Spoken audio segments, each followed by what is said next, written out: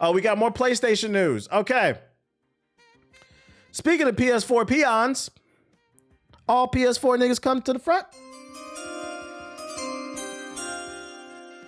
All port beggars come to the front. All people couch surfing come to the front.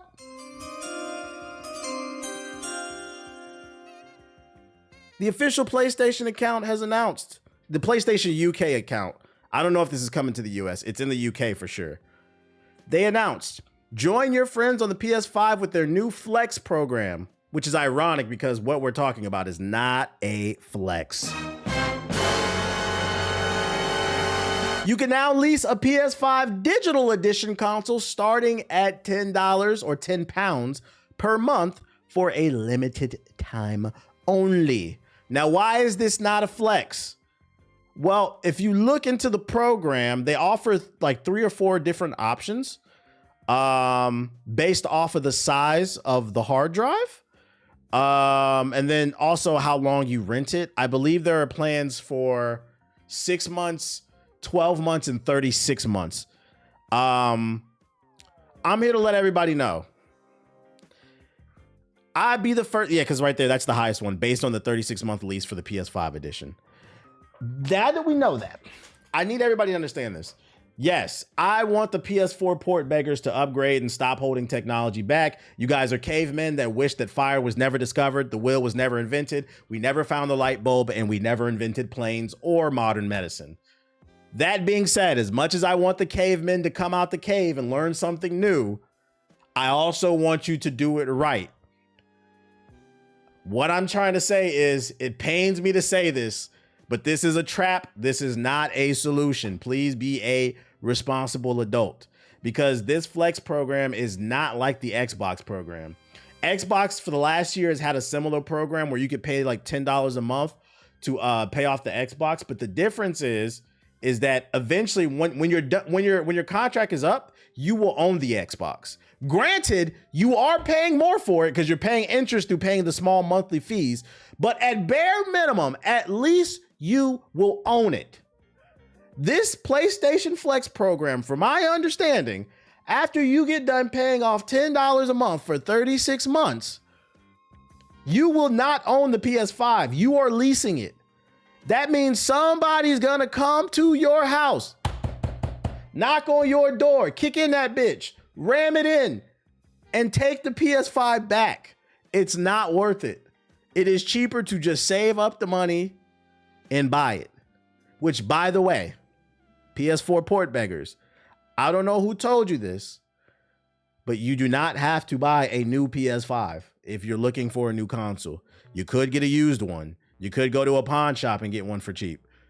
Probably get one for like $350 or some shit like that.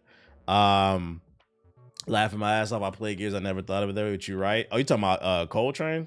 You must be watching like you must have rewind the shit. Yeah, they're gonna repo your shit. So I'm here to let everybody know, as much as I cannot stand you PS4 port beggars, I think financial literacy is more important.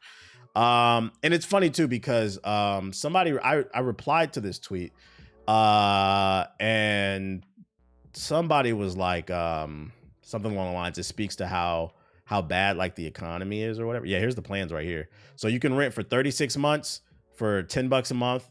That's the cheapest one, but it's going to take the longest. 24 months for $10.50, 12 months for $14.50. So those are the plans. But he was speaking to, matter of fact, let me go to my replies because I haven't really tweeted that much. Nah, I can't find it. Fuck it. Let me paraphrase what he was saying. He was saying this just shows how hard it is to afford something nowadays. People are like really struggling. And I was like, sort of. But I said, to be fair, more importantly, you guys got to understand, Sony is not your friend. I think the biggest takeaway from this Flex program is because they're trying to position it as a way to help the consumer. No, this is another way for them to take advantage of you. This is what I view from it. Some people look at it as like Sony. They're trying to help the people who are in need the most. But first of all, I've always argued, if you can't afford a 6-year-old console, video games are the least of your problems, guys. Video games are a first world problem. You do not need video games. You need shelter, food, water. That's what you need. Okay, get your priorities straight.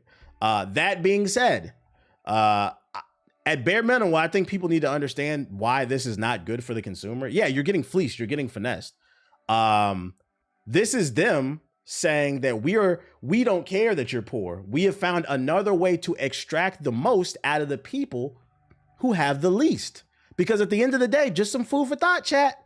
Before you think this is a good thing, Sony could, wait for it, they could just lower the price. Because friendly reminder, the PlayStation 5 came out in 2020. And in 2020, the PS5 was already considered like not top tier hardware. Like, it's just cool. We're 6 years removed from that shit. This shit ain't using no DDR6 RAM in it. The latest shit that the AI is fucking up. It's got old hardware in that shit, bruh. If Sony really wanted to, they could. And they really wanted to be pro-consumer, they could take a hit, but they won't. Just some, me get on my soapbox, stop talking about politics. This is an example of politics. This is not pro-consumer. This is corporate greed. They're going to fuck you over and you don't even get to own it. It's pushing us more towards the concept of you will rent and own nothing. And I'm here to tell y'all, I don't care how much you want this console, how down bad you are, that is a detriment to society. It always leads back to capitalism. You're right. I didn't even think you could lease a console like that. Well, it's their new thing. It's their new thing. Financial literacy is more important, guys. Do not fall for this trap. Just wait a little bit longer if you need to. Johnny Silverhands, this is the industry. Johnny Silverhand was right. Don't let the cloud win, bro. Don't let the cloud win. And other news, new trailer for Toph dropped for Avatar. Matter of fact, let me go to YouTube, see if we can get a high quality version here. Okay, so you don't want to load. There we go. Let's see. Toph Avatar. Here we go. All right, so they dropped a new gameplay trailer for Toph. Here we go. And I'm not gonna lie, it's looking pretty good.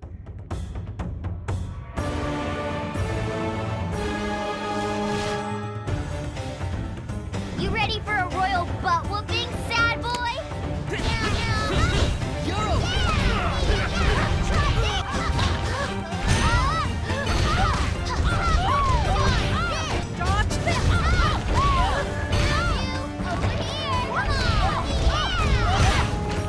That combo is absolutely disgusting. Being able to put up the rock wall and forcing them to get their ass beat.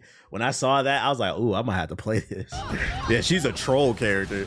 And then she has armor on her. She moves fast and has armor. Shout out to Twinkle Toes. Are you tough enough to stop the rock?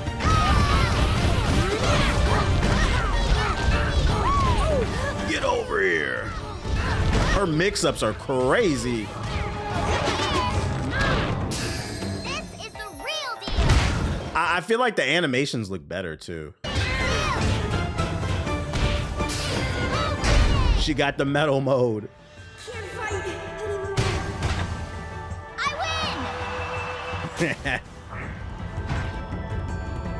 win. Lore accurate Earthbender. Lore accurate. Lore accurate.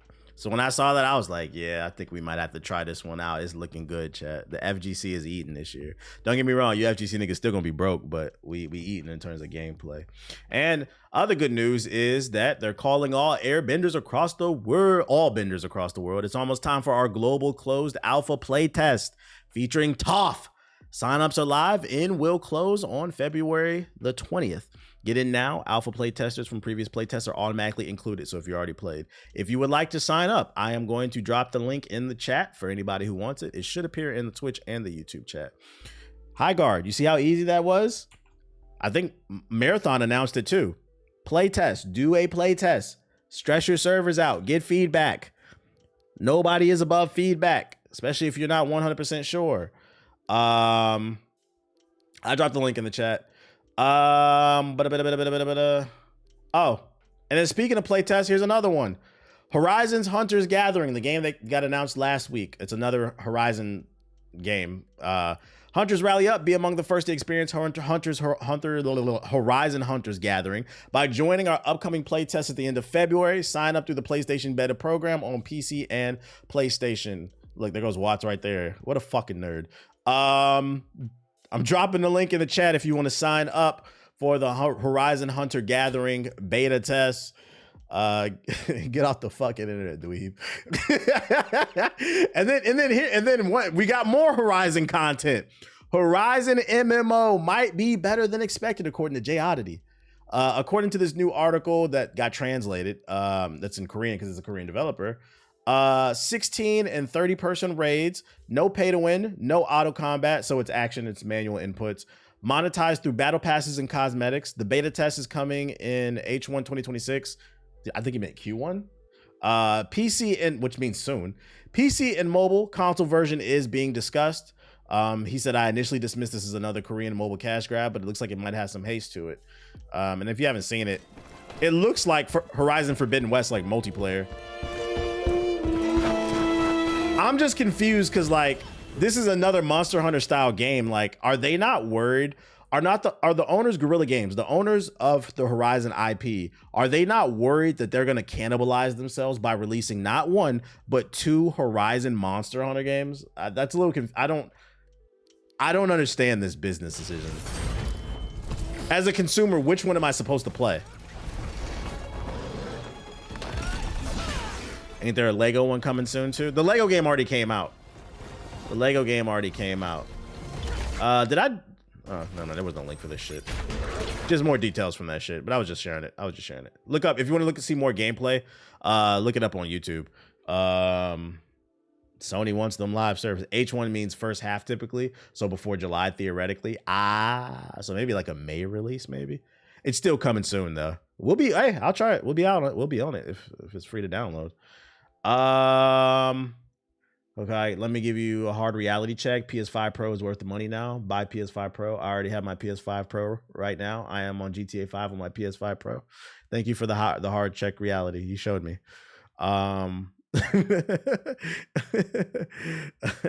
Just curious why you don't stream from your main channel and still put clips on the other ones like they do. Because my main channel is different content. YouTube channels are treated like actual TV channels. People don't like multiple types of content on the same channel. You may like it, but most people don't. Let's see.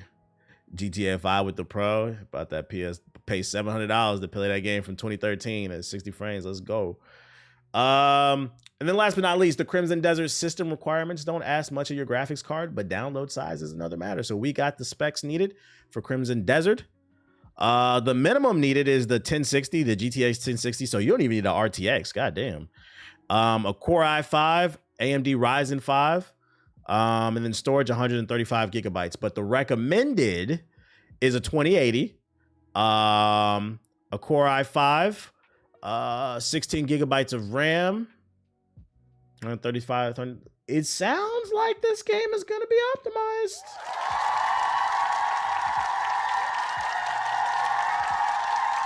Sounded like it was going to be optimized. I was wondering that too. You have over 700,000 subscribers on the main channel. You don't upload to it, which is fine. Yeah, I'm not. I did try streaming to that main channel, but like the YouTube algorithm doesn't like when you do different types of content, nor do audiences.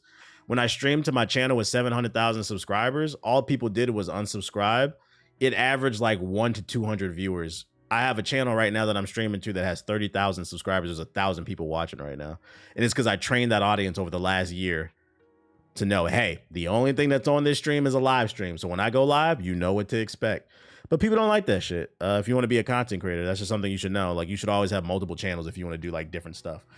Don't branch out too soon, but it just wasn't worth it. So like, what in return, what you're doing is you're confusing your audience. They're not engaging with your content, right? And also keep in mind that 700,000 is really like 100,000. That's a dead channel for the most part. Like, I have videos that go viral here and there, but like, that's a dead channel. But like, let's say it is like 100,000. Let's reduce it down. Of that 100,000, only 100 or 200 are watching the live stream. The YouTube algorithm is going to look at that and say that's a terrible ratio. You have 700,000 viewers and only 100 people are watching the live stream. So then your channel gets hit with a negative a negative mark, I guess, and they stop pushing your videos into the algorithm. It's just not worth it. It is just not worth it. Versus just having a live stream channel, you know, people know what to expect. Hopefully, you know, one understands.